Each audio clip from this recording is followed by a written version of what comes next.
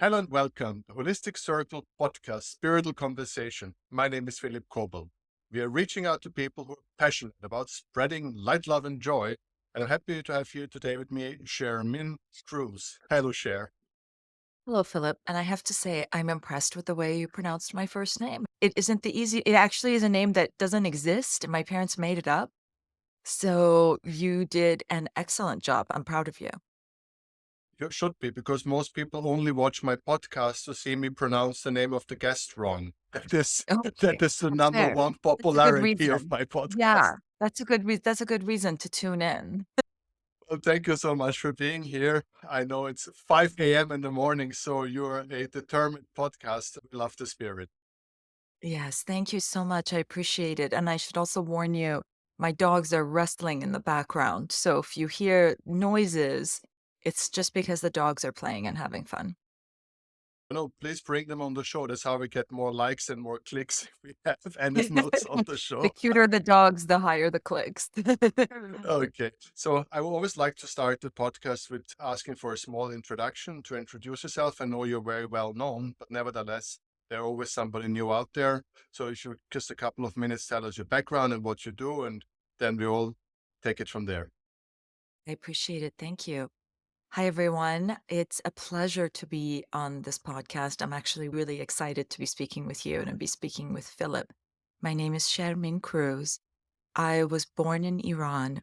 I lived through the first 10 years post-revolution and oppression in Iran, which was also the same time as the Iran-Iraq War, which included up to 6 missile attacks a day into the city in which I lived, Tehran, the capital. My family and I immigrated to Toronto when I was 11 years old, and that was in '88, so I'm really aging myself here. I hope you'll forgive me. It is a gift indeed.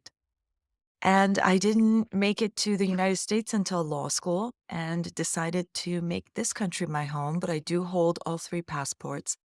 I have 4 kids, and I have essentially dedicated my life to the understanding of human nature.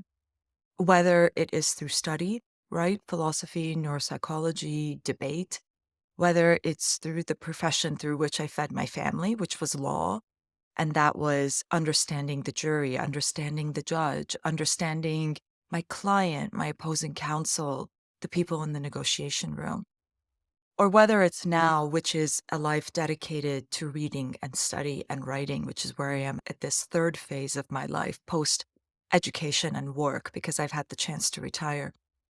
And so I have this new book out. It's called Stoic Empathy, and it is the grand opus of my life. And I really hope that I am able to affect the world in a positive way through this book. Well, first of all, you're safe with me because I'm horrible in math. So whatever you tell me on numbers, I could not work how young you are anyway. Oh, that's all right. I appreciate it. Thank you. And I I'm love how not a you said how gentleman. young you are instead of how old you are. I'm not a gentleman. I'm just bad at math. So secondly, you definitely belong on this podcast many times over. First of all, of course, your personal story, and to maybe inform the people that when you talk about Iran-Iraq war, you mean the one very long ago and not the one that most people have in their memory when they talk about the war. So that's the number one quick clarification. Yes, the one And in the um, 80s. and then you have your own personal story of leaving the country as a kid, being taken out from the roofs. That's a strong personal momentum. And then you have story of the story. And as you said, you are like an observer of life, or you study humanity, you study mankind. You definitely belong on a spiritual podcast, because that's basically how I would describe myself, with a total different story, total different background. But I would also see myself as someone that studies others to try to study oneself. And I guess this is a little bit, I can already sense where your book is going, studying oneself, studying others, studying oneself. I have a sneaky feeling we're going 100%. to hear You got something it. about that. You absolutely got it. Stoic empathy is the intersection of emotional regulation and empathic understanding. So, on the one hand, we have the Stoicism, which is not the denial of emotions, but rather the observance and the mastery of emotions, right? It could be a Japanese samurai warrior practicing it in the midst of battle, but it could also be a Buddhist monk. The idea is to be able to regulate yourself and your body and your mind and your spirit through understanding and through a willingness and a desire and an understanding that you can control it. And then the empathy part really comes in to help you understand others, right? And that requires a varying degree of emotional interception, which Stoicism helps you modulate. So that is the intersection. The first half of the book is all about empathy. How do we understand others? And it's not that we need empathy, right? The book is about how do we read that room? How do we either, if it's appropriate, step into someone else's shoes, or if that's not appropriate, at least sync our steps with their steps and proceed to understand them better. But then also during that process, how do we understand ourselves? We enter these rooms, we have reaction to things. We're human beings. We have anger, we have fear, we have anxiety. Sometimes, and I don't like to admit it, we have jealousy. How do we acknowledge these emotions within us and become masters over them? That's the book. Well, first of all, why am I not surprised that a person with Iranian background and studying law that talks about Stoicism, which of course is a great Greek philosopher. So why are we not surprised here? That's number one, small observation, if I may. I like it. And Yeah. secondly, it's so listening to you right now, it feels so refreshing because it's so wonderfully old school in a certain way. We had full Enlightenment years and before Renaissance and Enlightenment, where basically the path to spirituality would be a philosophical path or an intellectual path, where it's a process of thinking, a structure of thinking. This was just the world that we had for several hundred years, where basically this was the path. If you want to be Yeah. an a globalist, an educated person, a man of the world, you would study philosophy as a school, a spiritual school. Yes. And Correct. right now, you would take ayahuasca in Peru Right. to do the trick. Yeah. Yeah. And risk all sorts of bodily function mishaps as well in the process. So, first information, your book is more safe. It's more safe, although I will tell you, no judgment if you wanna go try the ayahuasca. I power to you. I hope it helps set you on the right path. We all get to it in different ways, but I do hope that whatever path you're on and however you got onto that path, that you have begun to reflect on the path in an intellectual and rational way, as opposed to a habitual one. Because the least authentic way to a spirituality is that's what I was born into, right? Or that's how I grew up. What you want to do is you want to move with intentionality and authenticity. And understanding yourself and the world requires a sort of confidence and also a sort of humility that is difficult to master. We will come to that bit later if it's okay with you, because these Course. very Dear dangerous Earth. words. So let's put it at the end of the podcast for most people not watching anymore. If we talk Okay. about modesty, humility, and society, and And family, and confidence sharing. and belief in yourself. It was the balance. It's both of those things that need to coexist. Let's put it at the end. Okay. Philip's the boss. We're going to move Well, that to the end. I didn't know we were supposed to move that to the end. Now I know. no, absolutely not. I'm with you 100% that if it sounds a bit really, please correct me. I don't want to be rude, but is it, it's really coming out of a structure that is not as recent. It's again fresh what you're presenting. And I've heard many times, and maybe you can start here if that's okay with you, that just studying law, I never studied law, but I read a couple of law books for fun and pleasure and just as interest. And I see that creates a certain way of thinking. It is used to be seen as a way of brain education. Besides the law and the things that you learn a way of approaching information. Can you a little bit tell us how mind and clarity and wisdom is shaped through the Yes. process of that.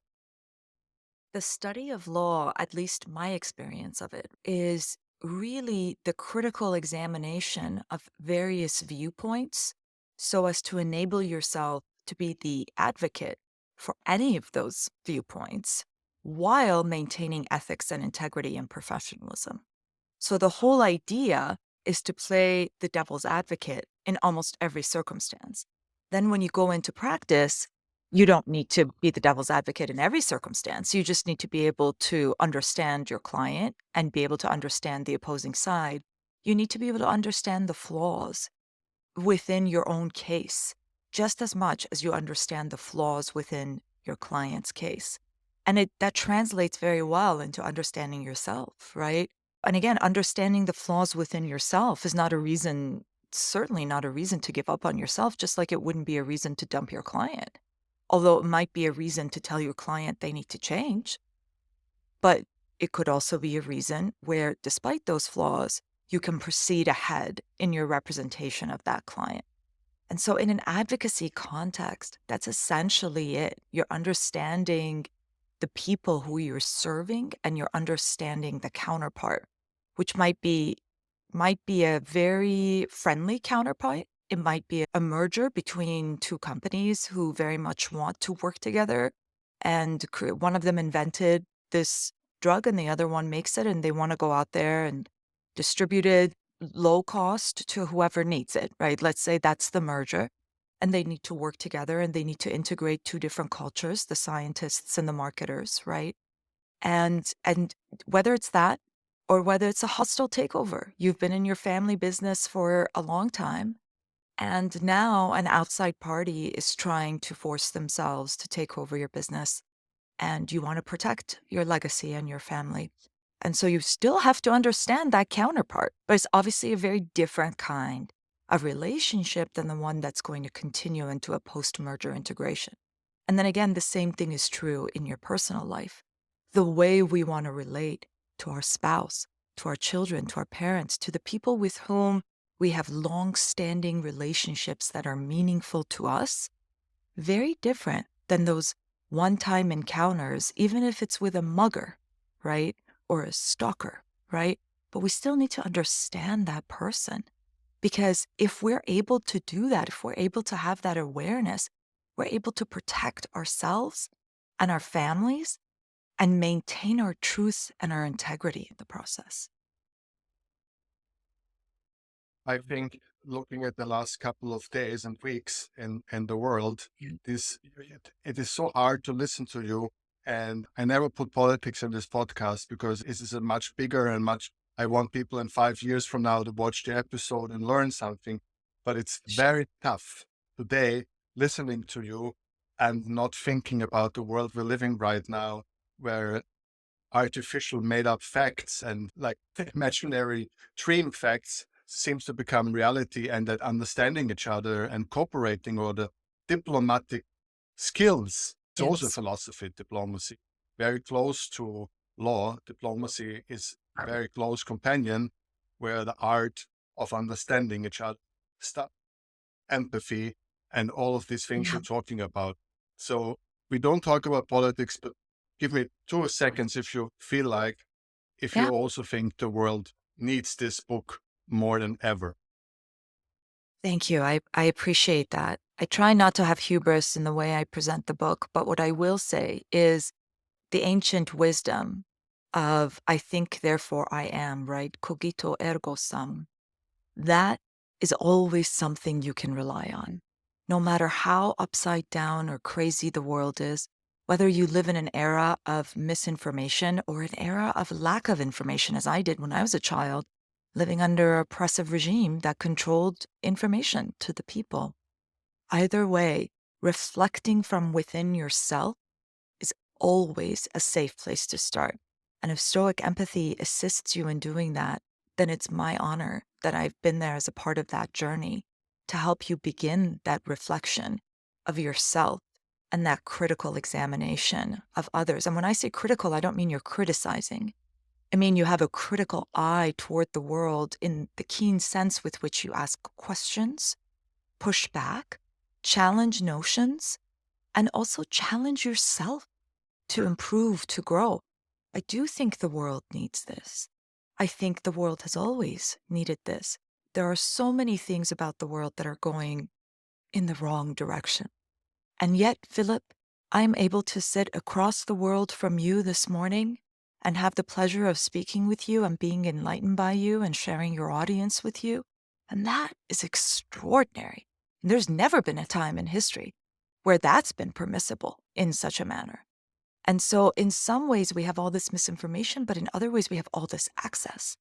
So, again, if you go in within yourself and begin your critical examination there, you're safe. And you can begin the journey and explore it at your own pace in whatever moral values you hold dear to yourself. If you're already there, then let's just naturally ask a bit more about the book because it just came out right in this moment. So you want people to read this book to what? To discover themselves, to find harmony with their surroundings, with their family.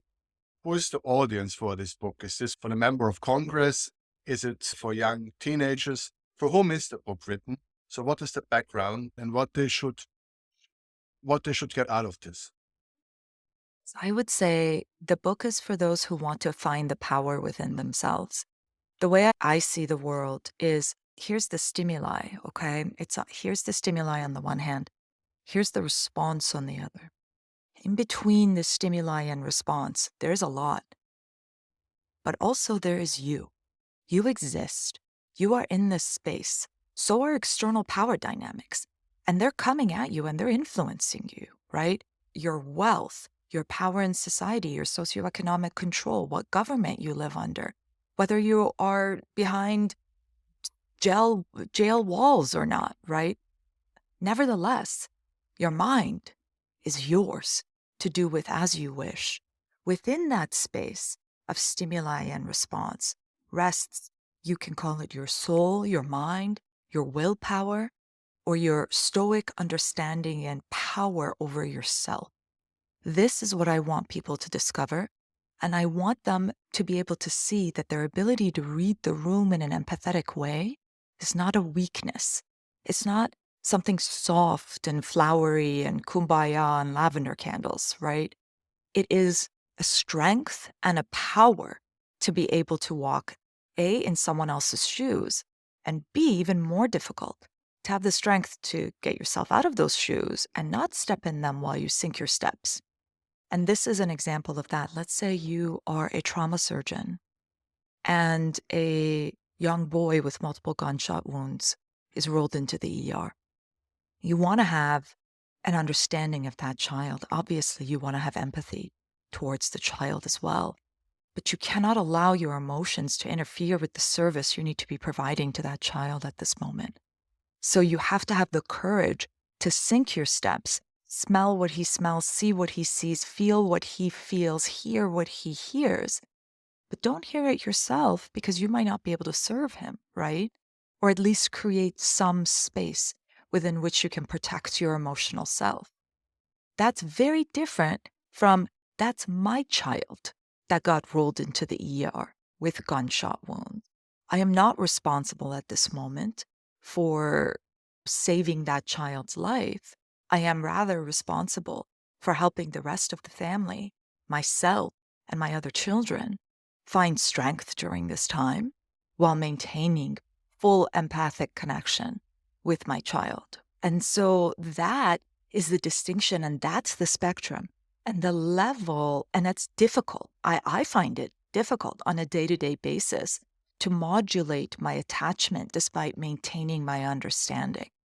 And that's where the Stoicism comes in. So the first half of the book is really about empathy, and it really is a how to book.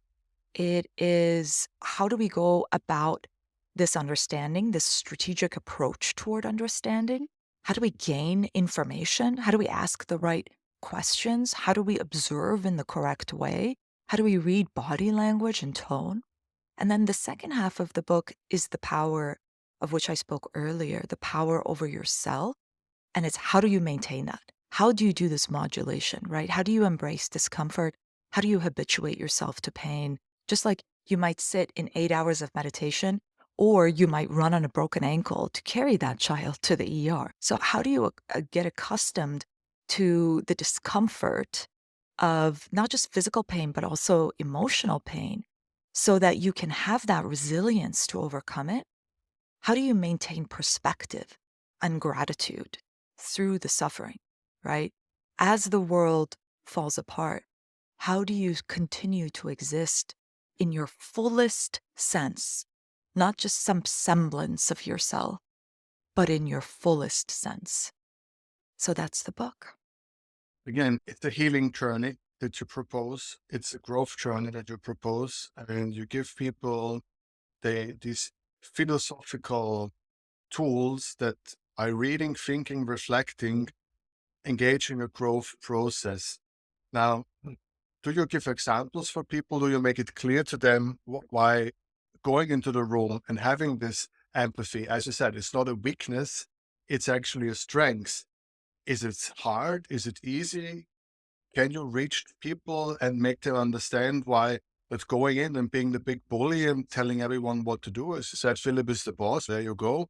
I wish that would be true for anything, but I'd like to hear it.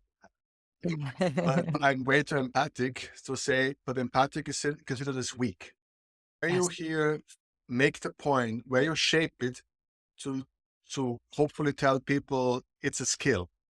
it's a skill, as long as you are in control of it. So, yes, the book is actually told through stories. It's partly through my own stories growing up in Iran during the war, during the repression of the regime immediately post imposition.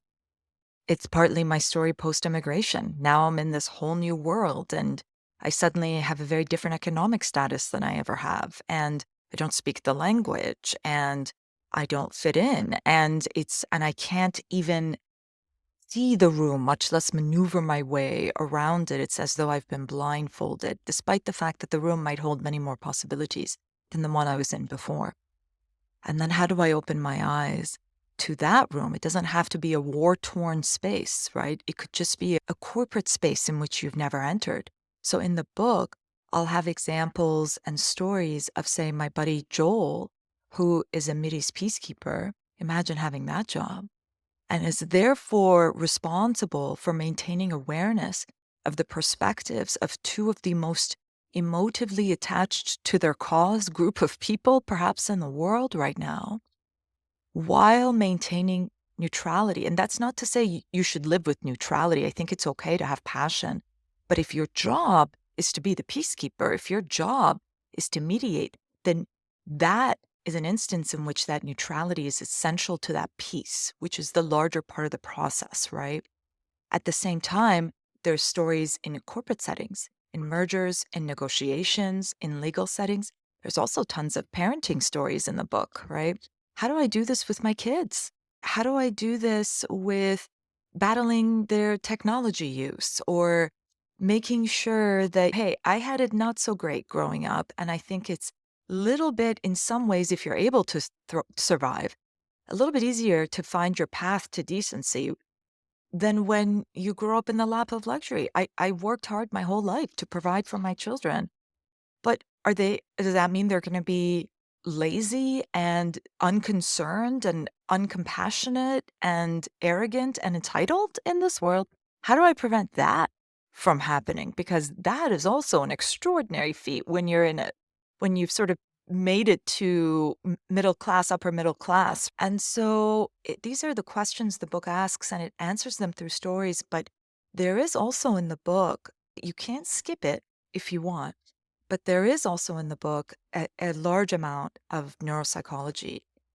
I I find support for the statements, and I try not to cite psych journals. I try really hard, not because they're not valid, but just because it doesn't serve the aim of demonstrating the medical proof behind it that we have in the modern world. So I try to only cite neuropsychology or neuroscience journals so that you can have the fMRI result that backs up why the meditation is working to improve your relationships with your family, right? so that you can understand the way your sweat glands impact your stress levels, right? The way a monk might understand the way her breathing affects her anger, right? So that you can physically understand to the best of your ability with the best of science that we have available to us why that works, this ancient wisdom that they intuitively understood. What is it about it? Now, it might be a little different, might be a little bit more complex than how the ancients understood it, but the core of it is true. And I like to explain why and how so that those systems are revealed to you and they're not a mystery and you don't have to take my word for it or even the But I think, Greeks' word for it. Yeah. well, I trust the Greeks on a matter of principle, but it's a life decision I made long ago, and it's That's easier ever since. yeah, makes life easier. Is your wife Greek or something? Is that what happened? Let's not go into it. You don't want to see a grown man cry. There are two things. Just quick reflecting on. I know everybody moved on, but quick reflecting. 1 second. So basically, it's all about the zero sum game versus equilibrium. That's basically one big part that you were talking about in terms of value and benefit in terms of business Yes. strategies for that. But we already moved on from there, and then we went to children, and we definitely come back to that because that's the true negotiation skills if I ever met one. 100%. Yes. Yes. But where we are actually right now, this very second of our conversation, I think as I'm trying to listen to you and in my mind, I'm trying to make a little checklist. Who would I tell friends of mine, oh, buy her book, it's very interesting. So I'm trying to a little bit go, this is one way I do my podcast, trying to figure out who of my friends I would recommend books when people tell me about books. I like And what's your look. Yeah. it makes it easy for me to ask the questions. But one thing gets big on my checklist. All the people who during the school years or for interest have read philosophical books and they read all the Greek guys and stuff like that many years back. And then you tell them our stories and this and tell them, oh, I read it when in high school or this or that. Right. And now you're putting a real argument on the table, not all of your experience and all of it, but is that we have new science, we have new knowledge, and I can look at these old writings. I filter it from my life and my life experience. So it's anyway not like a copy paste thing. But now we look at these basic structures and now we have science.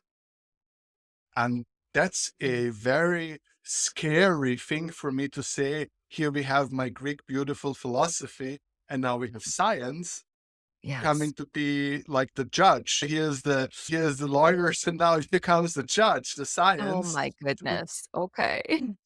So give us a little bit of a word ticket. Are my Greeks right or are they Well, wrong? I'll tell you, you can skip the science if you want. The way I wrote the book is designed so that the understanding of the human anatomy component of the book, which helps you understand your emotions, it really does, is in the middle of the book. And there, again, is much more stories than there is citations. And the citations are mostly references to a glossary, which you can skip. So the idea is it's there for you. You can go look up each of those articles and each of those journals and learn that they are peer reviewed and published and that there is that backing there for the statement that I've made. Here's the way I think about science. I think there's a lot of things that are true that science cannot prove, but nor can it disprove, right? There are a lot of things that are true that science can prove, and there are a lot of things that are untrue that science can disprove, right? So there are three categories. And remember the middle category. Just because science can't demonstrate proof of its accuracy doesn't mean it's not. But if science is telling you, if a common understanding of the human body is telling you this is not the way how things function, you might want to take that into account in formulating your opinion.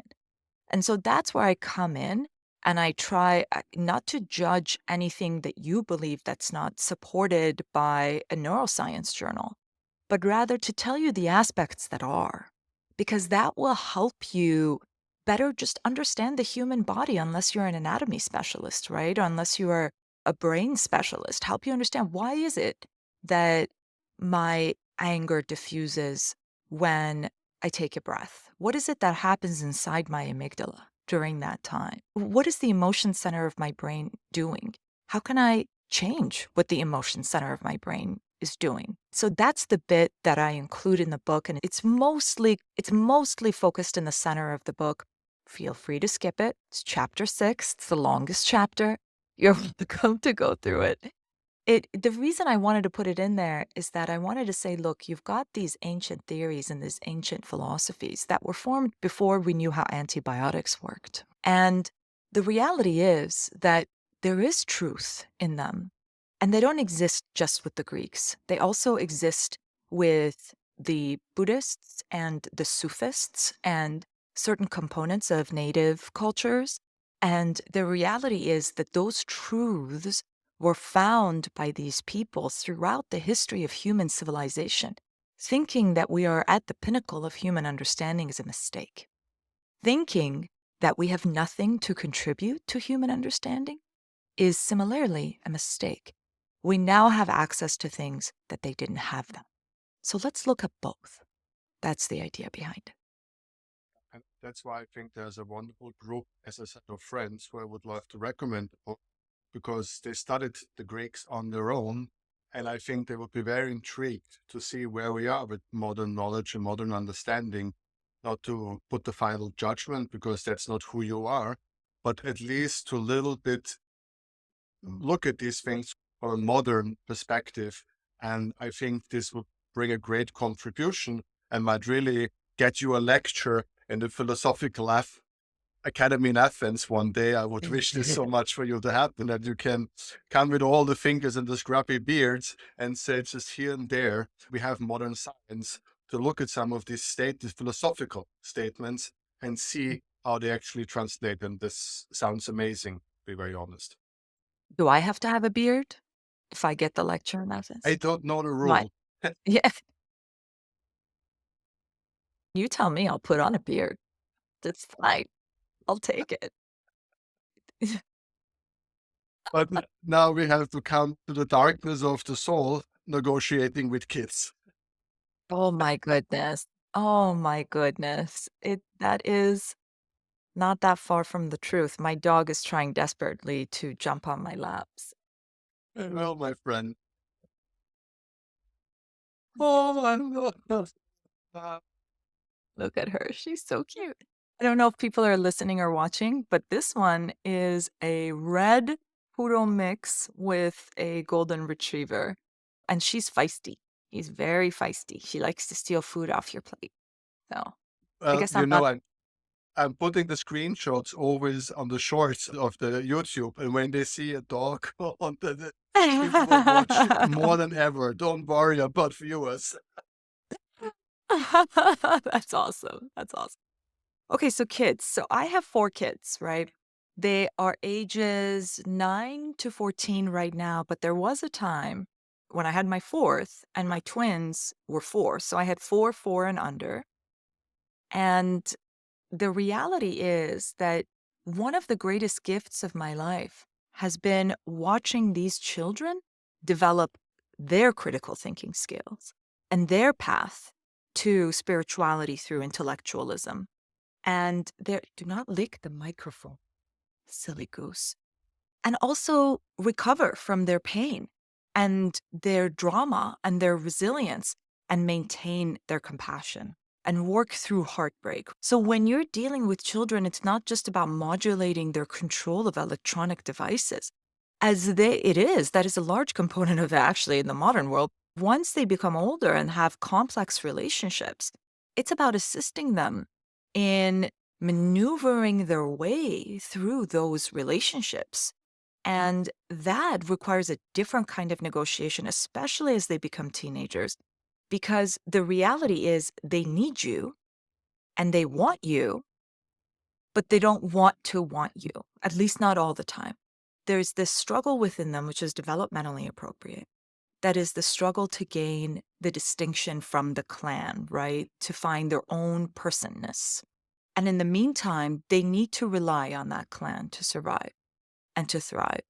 So the reality is that you're not just negotiating something they can and can't do. You're helping them negotiate who they should be. And that is a gift. To be able to have that with other human beings is truly, I think, an extraordinary gift and a high calling. And it's so one of the things I talk about in the book is how do I negotiate with my kid on screen time? But also, how do I make sure my kid knows that I have an empathic understanding of why they need to emotionally and digitally connect with their peer group. That's how their peer group connects in the evenings, right? And so when I prohibit that in my home, has an impact on my child's social life. How do I balance that? And how do I help my child better understand that through the questions that I ask, through the statements that I make to diffuse the anger they might feel in response to the choices that I have imposed upon them essentially against their will, right? Yeah. I am there every night. Are you? Oh my goodness. Oh, you're in the trenches, my friend. You're in the trenches. I am. Yes. Yeah. What is your experience like? I miss the days where I could just say, do this because I say so. Yes. Or I'm it's going to still be okay. Or immersed. I agree. Or it's going to be okay and they believe you. Or mommy put a band aid on, mommy kissed it. It's all better now. Thank you, mommy. And they stop crying. Those are the days I miss. Remember when you could do that? That was oh my God, I just healed my child with a Band-Aid. She was crying heavens to mercy and in horrible pain 35 seconds ago, right? Now it's different. But what's really cool is now I can talk to my child about Aristotle and poetry, and I can go and spend the summer among the indigenous communities of Guatemala with my child and have an experience that is so different and distinct from our ordinary parent child relationship that it helps us survive through those moments of negotiation through the modern world. And conflict is a necessary component of that, unfortunately. It's a Yes. necessary component. I'm not sure if you're aware, but on this podcast series, it's over and over that I have conversations about how to put spirituality to children and how to engage it and so forth. So one of the reoccurring themes of this podcast is spirituality and children. That's one of the things Mhm. that come over and over again because it's very dear to my heart and it's very important. I love And that. I think you said it's so interesting how you put it together. And again, I know it's a bad example, but I repeat myself with zero sum game and Yeah, equilibrium or something like that. It just comes all over again that if I'm a patriarchaic structure, if I'm the alpha of that family and you do this and you do that, and interestingly enough, it works as you can be a dictator in your own house. You can just like it works in politics, it works in your own house too, but it creates an environment. didn't want to say that. I was not thinking it, but now that you're Right, mentioning but it, it I could does, see that. right? No matter what your politics are, you must acknowledge the world has dictators in it, right? And no matter who you interpret them to be, and that is a path to power. Is that the path to power that you want in your life? I was just thinking, I just really could see while you were talking. There is that path that you can be in the house and you can tell them what to do. And maybe it looks like it's the easiest for you as a big father, being the terror and making everyone afraid and creating a lot of jobs for trauma therapists in the future. That's good. Or you can do the hard thing, is what you do and what I'm trying to do is to talk and they have empathy, understand that they want to have them those gadgets so they can be connected and be part of the group and the cool ones in the group and this and that. And because if I take them away, then everybody, where have you been last night? Oh, my dad didn't allow me to be on the phone. You Right. loser. Yeah. It's it's hard to negotiate and it's very easy to dictate. Yes. I would say if you have the power, it's easy to dictate. At some point, people lose that power, right? More or less at some point. And if that is how you have led, once the power to dictate is gone, you no longer have any control at all, not even one of force. But even while you maintain that power, during that time, you need to then take responsibility for the environment in which you're creating for your family. If you're proceeding like a dictator, then you're responsible for what has occurred in a very different way than if there's buy-in from your family and they are participating in, and that doesn't mean they get as much say as you do. That doesn't mean I let my drunk teenager go out and drive. That's not, there's certain things I don't care how mean you think I am. You're not going out. And that's not, my kids aren't old enough to drive or drink yet, but it's just an example. There are times when you have to impose yourself. There are. And be the bad guy, right? But it's again, to your point, that equilibrium, finding that balance, because at the end of the day, sooner or later, if your child doesn't understand why they can't drink and drive, they will harm themselves or worse, they will harm someone else. So at the end of the day, that is something you need to help them get to. And during that process, maybe you learn a few things about how difficult it is for them to maintain sobriety. I have some older teens in my life that have such a hard time just not taking Adderall at parties. Forget about alcohol, forget about weed, right? Adderall. And again, I don't have anything against Adderall per se. I don't really have an, but the overuse of a drug that is not subscribed and that can result in very dangerous things, particularly when combined with other drugs that you are on, right? And you're just at a party and you're just taking this Adderall and you don't even know if it's all Adderall. You don't really know because this was made in someone's basement. What's in this thing?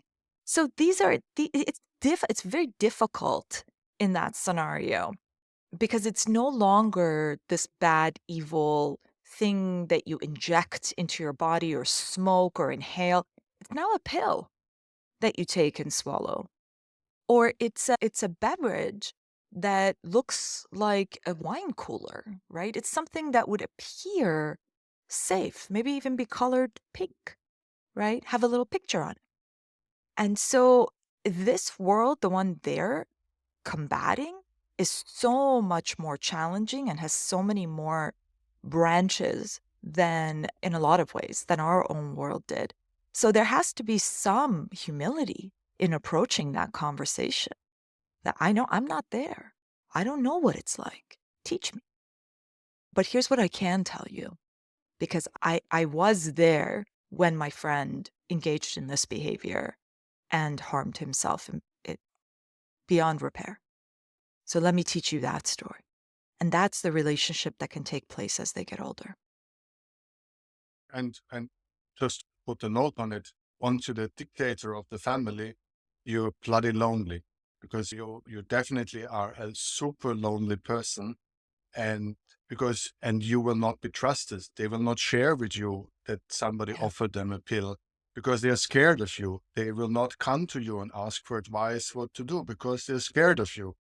And it does not say that because we're trying to be empathic and we're trying to be understanding that they will ultimately ask us for advice, but we have a super high chance, if we do it right, that they might come to us and ask for help if really needed.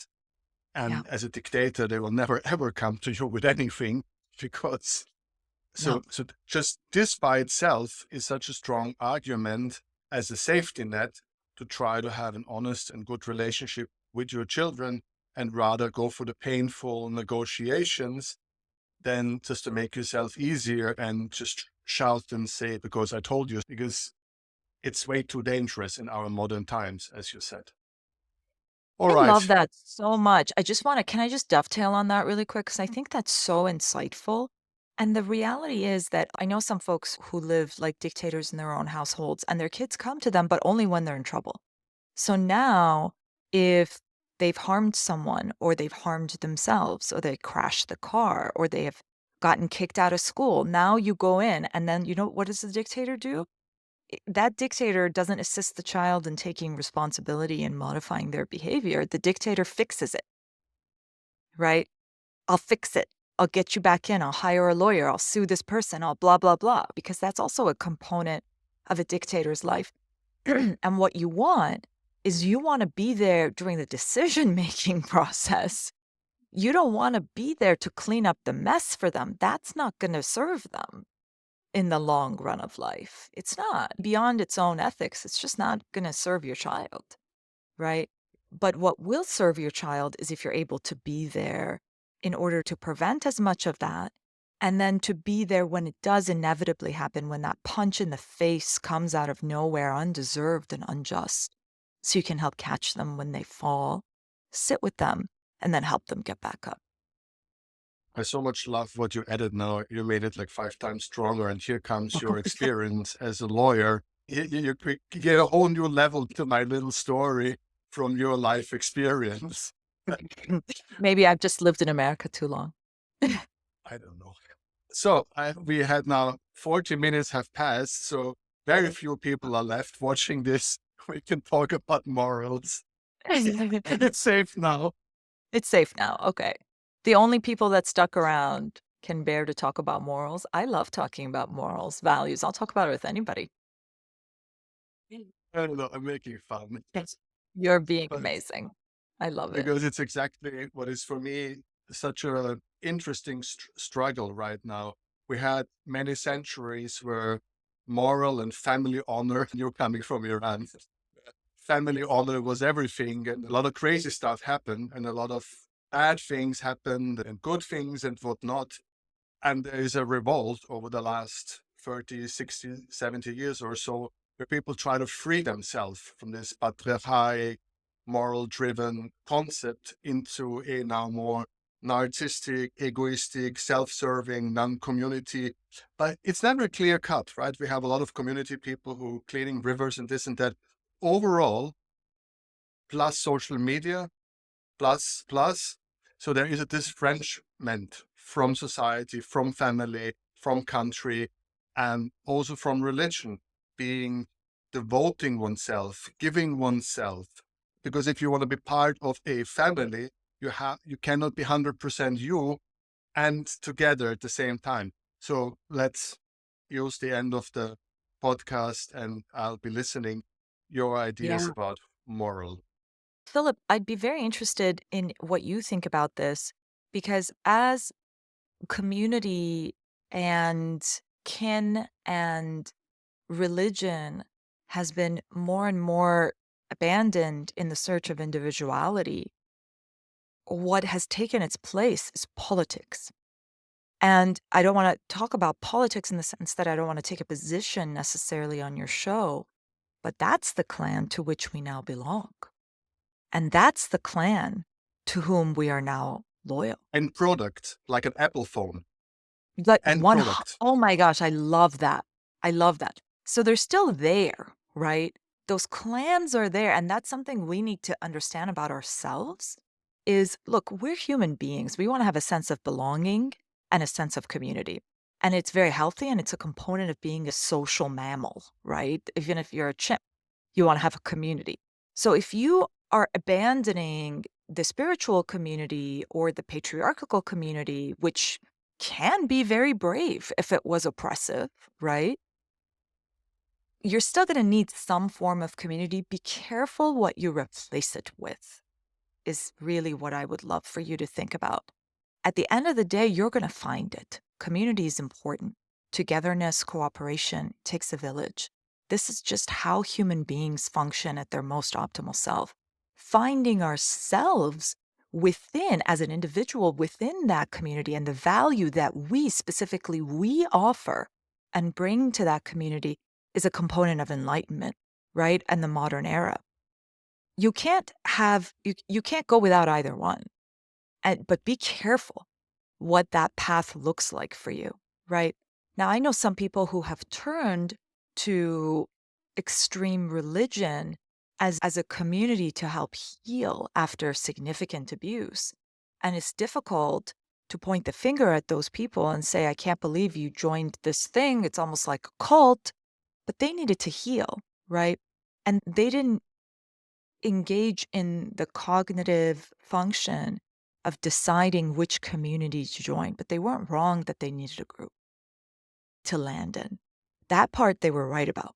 So I'd like to acknowledge that for those who are finding themselves so caught up within their tribe, whether it's a tribe of a product or the tribe of politics, especially right now in the United States, your political party, your belief system, those are your tribes, right?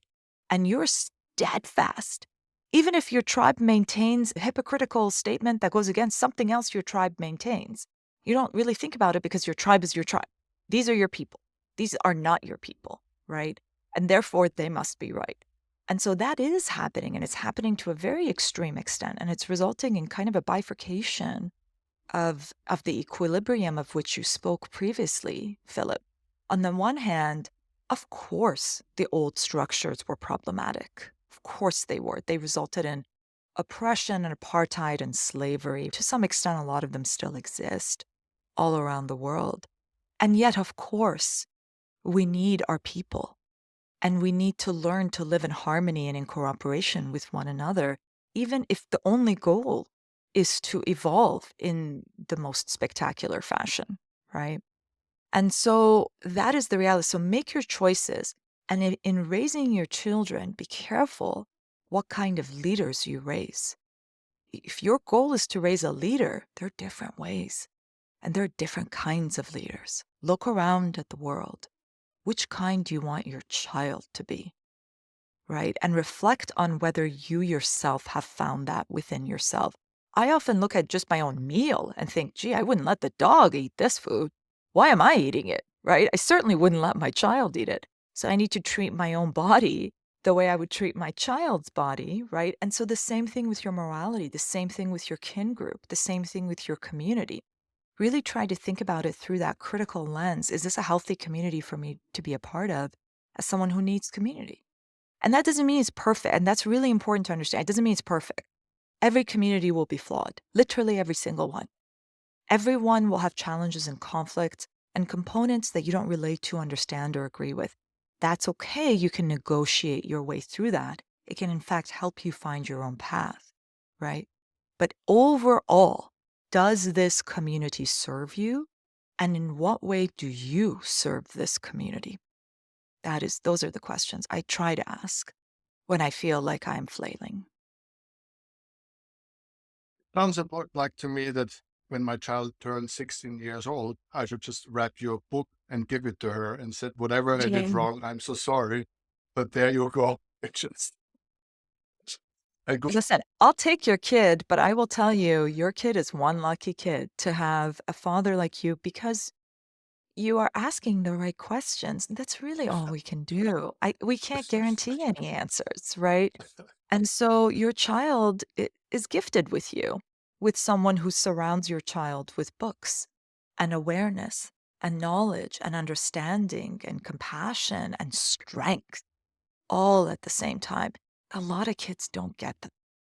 And so as we right. walk through the world, let's try to remember the people we encounter might be the kids who didn't get that. That doesn't mean we put up with anything. It doesn't mean we release our strength and submit to the will of the dictator. But it does mean we have a greater understanding of how people got to where they got, because that also helps us create change. Well, I think we even managed to talk the morals. We covered a wonderful land. I think that the people who've stayed with us until now have such a Thanks, good guys. understanding Yeah. about. Thank you so much for staying with us. Yeah. We Thanks for appreciate you. saying. And this book is so many books. I can see that you've been writing it for yourself. I can feel that you've been writing it for your children. The things that you always wanted to say, Yes. So and you true. and you're writing it to the whole world to look to a better tomorrow, look forwards, backwards, and all the great questions are covered. And we can only try our very best. As you said, all we can ask for and pray for is that we have the good questions.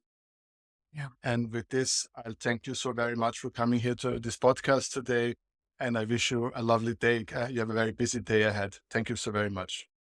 The pleasure was mine. As Philip said in the beginning, it was 5 a.m. for me. Now it's 6 a.m. It's been the most delightful way to wake up. Thank you.